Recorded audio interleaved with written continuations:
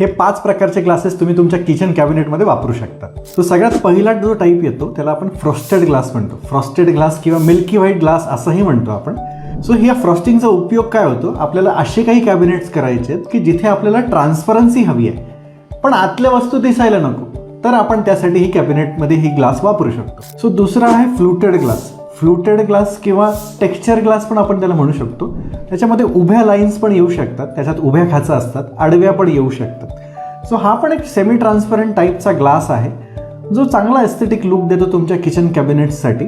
So तिसरा आहे tinted glass. As the name suggest त्याच्यामध्ये थोडी कलर टिंट असते. सो ती कलर टिंट तुम्हाला कॉफी ब्राऊन किंवा ब्ल्यू किंवा ब्लॅक अशा वेगवेगळ्या याच्यामध्ये अचीव्ह करता येतं. सो कॅबिनेटमध्ये हे लावताना बऱ्यापैकी एस्थेटिक लुक येतो त्याच्यामध्ये.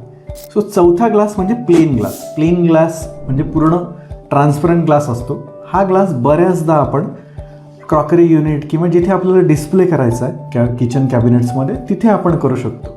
सो पाचवा जो मी टाईप सांगतोय तो पाचवा टाईप ह्या आपण ज्या 4 ग्लास सांगितले आतापर्यंत त्याच्यामध्ये सगळ्यांमध्ये अचीव्ह करता येतो. तो म्हणजे काय, तो तर आहे टफन ग्लास. सो टफन ग्लास एक टफन प्रोसेसमधून जातो ज्याच्याने ग्लासचा हार्डनेस वाढून तो ग्लास लॉंग लास्टिंग होतो. म्हणजे कधी कधी चुकून आपल्याकडून काही ग्लासला लागलं किंवा आपल्या काही धडकलं तर तो ग्लास ब्रेक होत नाही.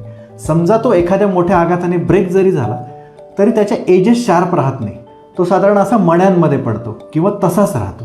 तर हे होते 5 ग्लासेसचे टाईप जे तुमच्या किचन कॅबिनेटसाठी तुम्ही वापरू शकता. अशा युजफुल टिप्ससाठी तुम्ही एलिगन्सी इंटिरियर डिझाईनला फॉलो करा.